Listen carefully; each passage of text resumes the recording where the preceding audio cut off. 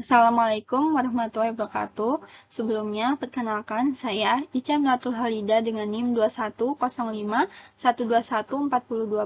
akan menjelaskan tentang jenis-jenis memori komputer untuk memenuhi tugas mata kuliah sistem operasi saya. Yang pertama, apa sih itu memori komputer? Memori merupakan istilah generik yang merujuk pada media penyimpanan data sementara pada komputer. Memori berfungsi sebagai tempat penyimpanan informasi yang harus diatur dan dijaga sebaik-baiknya. Memori biasanya disebut juga dengan istilah komputer storage, komputer memori, ataupun memori. Memori merupakan piranti komputer yang digunakan sebagai media penyimpanan data dan informasi saat menggunakan komputer. Memori merupakan bagian yang penting dalam komputer modern dan letaknya di dalam CPU. Pada komputer, program yang sedang dijalankan dan data yang sedang diproses disimpan di dalam memori selama program tadi masih aktif bekerja. Memori itu sendiri sebenarnya terdiri dari kotak-kotak untuk menyimpan data atau karakter. Masing-masing kotak tersebut memiliki alamat tersendiri. Dengan menggunakan alamat inilah, CPU dapat membaca atau menulis data pada memori. Dengan menggunakan kecepatan pergerakan data memori merupakan bagian tak terpisahkan dari sebuah komputer. Secara fisik, kebanyakan memori berupa chip semikonduktor. Sampai sekarang terdapat banyak jenis memori yang masing-masing punya sifat atau karakteristik yang berbeda, walaupun seluruhnya tetap memiliki fungsi pokok yang sama, yaitu untuk menyimpan data. Selanjutnya ada sejarah perkembangan dari memori komputer. Yang pertama ada memori DRAM, yaitu bentuk awal memori komputer, yang menggunakan DRAM sebagai bagian yang berfungsi dengan data yang dimasukkan ke DRAM. DRAM adalah silinder logam yang dilapisi dengan bahan ferromagnetik yang dapat direkam. Selanjutnya ada memori inti magnetik atau memori inti ferrit adalah bentuk awal lain dari memori komputer. Cincin keramik magnetik yang disebut core, informasi yang disimpan menggunakan polaritas medan magnet. Yang ketiga ada memori semikonduktor. Adalah memori komputer yang kita kenal selama ini. Memori komputer pada sirkuit terpadu atau chip disebut sebagai memori akses acak atau RAM. Itu memungkinkan data untuk diakses secara acak, tidak hanya dalam urutan saat direkam. Dan yang keempat ada memori akses acak dinamis atau DRAM adalah jenis memori akses acak atau RAM yang paling umum pada komputer pribadi. Data chip DRAM harus selalu diperbarui secara berkala. Memori akses acak statis atau SRAM tidak dapat disegarkan. Selanjutnya ada jenis-jenis memori komputer. Memori merupakan media penyimpanan data pada komputer, yang mana media penyimpanan data dalam komputer dibagi menjadi dua, yaitu memori internal dan memori eksternal. Memori internal sendiri ada bermacam-macam, diantaranya ROM, RAM, DRAM, CMOS, SDRAM, DIMM, dan cache memory. Sedangkan pada memori eksternal ada hard disk, floppy disk, flash disk, dan compact disk. Yang pertama, memori internal. Memori jenis ini dapat diakses secara langsung oleh prosesor. Memori internal memiliki fungsi sebagai pengingat.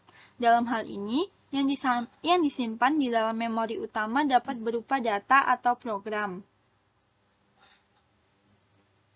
Berikut adalah macam-macam dari memori internal. Yang pertama ada ROM.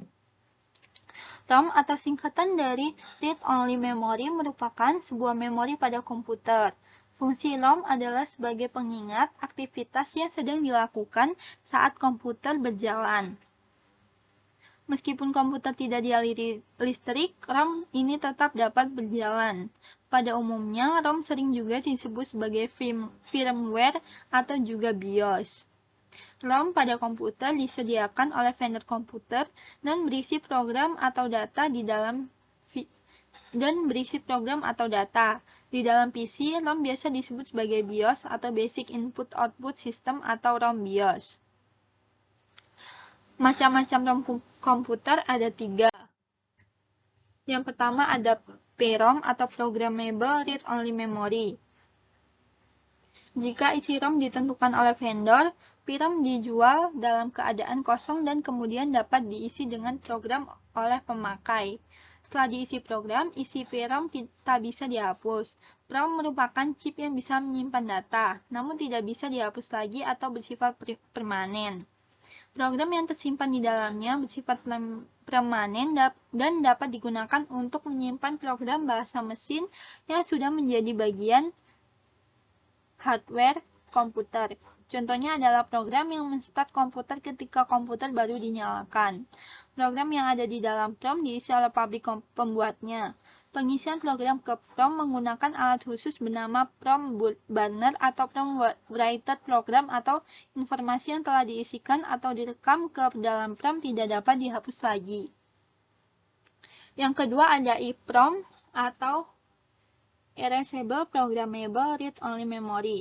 Berbeda dengan PROM, isi EEPROM dapat dihapus setelah di program penghapusan dilakukan dengan menggunakan sinar ultraviolet. EEPROM berbeda dengan PROM. EEPROM adalah jenis chip memori yang dapat ditulisi program secara elektris. Program atau informasi yang tersimpan di dalam EEPROM dapat dihapus bila terkena sinar ultraviolet dan dapat ditulisi kembali. Kesamaannya dengan PROM adalah keduanya merupakan jenis ROM, termasuk memori non-volatile. Data yang tersimpan di dalamnya tidak bisa hilang walaupun komputer dimatikan, dan tidak membutuhkan daya listrik untuk mempertahankan atau menjaga informasi atau program yang tersimpan di dalamnya. Alat yang digunakan untuk menghapus isi chip EEPROM adalah UV Prom Eraser. Alat ini akan menyinarkan sinar ultraviolet ke memori tempat data disimpan dalam chip EEPROM. Dengan demikian, chip EEPROM dapat digunakan kembali dan dapat diisikan informasi atau program baru ke dalamnya. Informasi lain menyebutkan bahwa alat yang dapat digunakan untuk menghapus isi EEPROM adalah EEPROM Rewriter. Dan yang terakhir dari macam-macam EEPROM yaitu ada EEPROM atau Electrically Erasable Programmable Read-Only Memory. EEPROM dapat menyimpan data secara permanen, tetapi isinya masih bisa dihapus secara elektris melalui program. Salah satu jenis EEPROM adalah flash memory. Flash memory biasa digunakan pada kamera digital, konsol video game, dan chip BIOS. EEPROM merupakan komponen yang banyak digunakan dalam motherboard komputer dan beberapa merupakan komponen yang banyak digunakan dalam motherboard komputer dan beberapa perangkat elektronik lain yang berfungsi sebagai penyimpan konfigurasi data pada peralatan elektronik tersebut. Kapasitas penyimpanan pada EEPROM sangat terbatas. Pada sistem hardware komputer yang sering digunakan, chip EEPROM umumnya digunakan untuk menyimpan data konfigurasi BIOS. Yang kedua ada RAM atau Random Access Memory adalah jenis memori yang isinya dapat diganti-ganti selama komputer dihidupkan dan bersifat volatil. Selain itu, RAM mempunyai sifat, yakni dapat menyimpan dan mengambil data dengan sangat cepat. Macam-macam dari RAM. Yang pertama ada DRAM. DRAM merupakan singkatan dari Dynamic Random Access Memory, yaitu sebuah jenis memori yang mempunyai teknologi penyimpanan data secara terpisah dalam sebuah kapasitor, agar data tidak hilang. Jenis RAM ini memerlukan penyegaran yang dilakukan oleh CPU. Untuk strukturnya, memori RAM ini didesain dengan menggunakan satu kapasitor dan satu transistor per bitnya, sehingga mempunyai kepadatan yang tergolong tinggi. Yang kedua ada SRAM, singkatan dari Static Random Access Memory, yaitu jenis RAM yang didesain dengan tidak menggunakan kapasitor, sehingga tidak memerlukan penyegaran secara berkala. Teknologi ini menghasilkan kinerja yang sangat cepat. Akan tetapi, biaya untuk memproduksinya cukup besar, sehingga hanya digunakan untuk menangani bagian-bagian yang dianggap sangat penting saja. Yang ketiga ada EDORAM atau Extended Data Out Random Access Memory, yaitu jenis memori RAM dengan teknologi penyimpanan dan pengambilan data yang bisa dilakukan bersama-sama, sehingga kemampuan untuk membaca dan menulisnya lebih cepat, mempunyai bentuk yang lebih panjang dengan jumlah pin 72 pin. RAM jenis ini sangat cocok digunakan untuk semua komputer Pentium.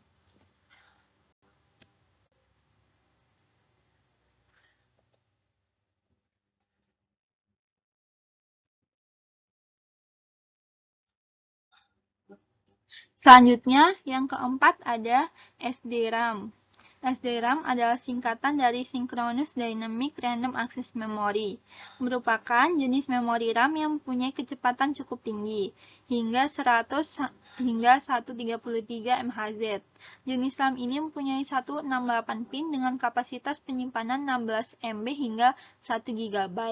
SDRAM dapat diletakkan pada slot jenis DIMM atau SDRAM pada motherboard. Yang kelima ada LDRAM, merupakan singkatan dari RAM-based Dynamic Random Access Memory, yaitu jenis memori RAM dinamis sinkron yang diproduksi oleh RAM-based Corporation. Tidak semua motherboard mampu mendukung memori ini karena teknologinya yang cukup canggih. Yang keenam ada NVRAM, singkatan dari Non-Volatile Random Access Memory, yaitu sebuah jenis RAM komputer yang dilengkapi dengan baterai lithium. Sehingga apabila sobat memiliki komputer, data yang tersimpan di memori tidak hilang. Yang ketujuh ada VGRAM. VGRAM, singkatan dari Video Graphic Random Access Memory, merupakan jenis memori komputer yang dikhususkan untuk video adapter. Besarnya kapasitas memori sangat menentukan sekali terhadap kualitas video yang akan dihasilkan. Selanjutnya ada yang ke-8 ada flash RAM, merupakan jenis memori dengan kapasitas penyimpanan yang tergolong rendah. Untuk dapat bekerja dengan optimal, memori ini memerlukan di-flash dengan daya kecil. Biasanya, memori komputer ini banyak digunakan untuk perangkat elektronik seperti ponsel-ponsel lama, VCR, dan juga TV. Yang ke-9 ada DDR SDRAM, singkatan dari Double Date SDRAM, yaitu sebuah jenis RAM komputer yang mampu menjalankan dua instruksi sekaligus dalam waktu yang sama. Daya yang diperlukan oleh RAM ini juga sangat kecil sehingga banyak dipakai oleh banyak perangkat saat ini. Kapasitas memori yang dapat ditampung per chip mencapai 4 GB. Dan yang terakhir yaitu SODIMM, merupakan singkatan dari Small Outline Dual Inline Memory Module, yaitu jenis RAM komputer yang banyak digunakan untuk perangkat laptop atau notebook. Walaupun ukurannya cukup kecil, akan tetapi kapasitas penyimpanannya sangat besar. Yang ketiga dari jenis-jenis memori internal yaitu ada DRAM atau Dynamic RAM. Adalah jenis RAM yang secara berkala harus disegarkan oleh CPU agar data yang terkandung di dalamnya tidak hilang. DRAM merupakan salah satu tipe RAM yang terdapat dalam PC. Yang keempat ada CMOS atau Complementary Metal Oxide Semiconductor, adalah jenis chip yang memerlukan daya listrik dari baterai. Chip ini berisi memori 64 byte yang isinya dapat diganti. Pada CMOS inilah berbagai pengaturan dasar komputer dilakukan. Misalnya, peranti yang digunakan untuk memuat sistem operasi dan termasuk pula tanggal dan jam sistem. CMOS merupakan bagian dari ROM. Yang kelima ada SDRAM atau Synchronous Dynamic Random Access Memory, yaitu jenis RAM yang merupakan kelanjutan dari DRAM. Namun setelah disinkronisasi oleh clock system dan memiliki kecepatan lebih tinggi daripada DRAM. Cocok untuk sistem dengan bus yang memiliki kecepatan sampai 100 MHz. Yang keenam ada DIMM atau Dual Inline Memory Module berkapasitas 168 pin. Kedua belah modul memori ini aktif, setiap permukaan adalah 84 pin. Berbeda dengan SIM yang hanya berfungsi pada sebelah modul saja, mensupport 64 bit penghantaran data. SDRAM atau Synchronous DRAM menggunakan DIMM, merupakan pengganti dari DRAM dan FPM atau Flash Page Memory dan IDO. SDRAM pengatur atau size memori supaya sama dengan CPU clock untuk pemindahan data yang lebih cepat.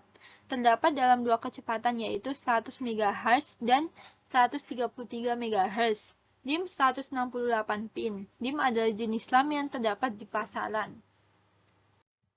Selanjutnya yaitu ada cache memory, yaitu memori berkapasitas. Memori ini berkecepatan tinggi dan lebih mahal dibandingkan memori utama.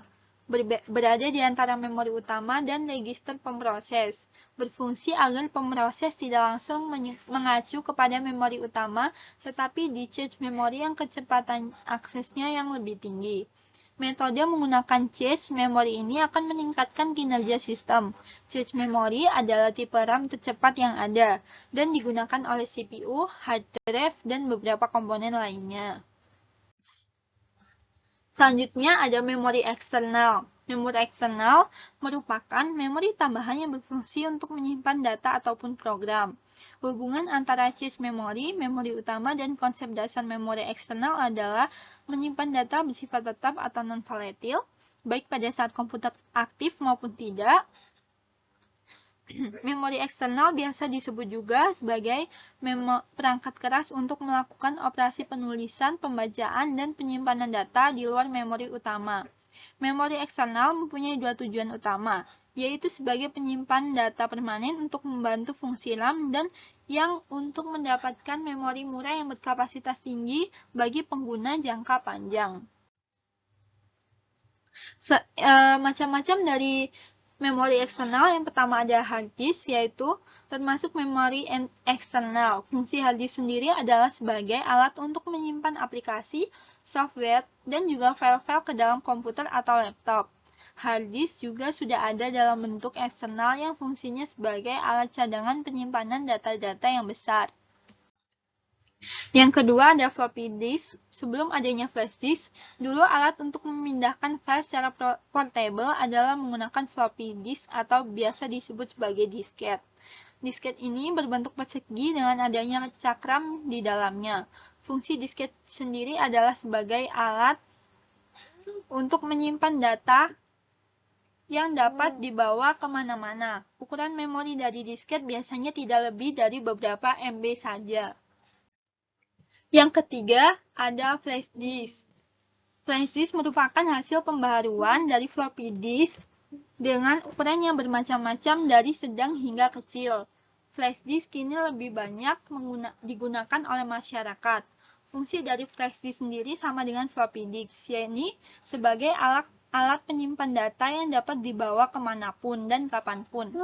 Dari segi ukuran pun, flash disk jauh lebih besar dari floppy disk.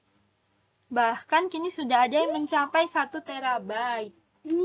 Dan yang terakhir yaitu ada compact disk atau CD, juga salah satu memori eksternal yang digunakan pada komputer. Fungsi dari CD adalah sama dengan flash disk dan disket, yakni sebagai alat untuk memindahkan file dan dapat dibawa kemana saja.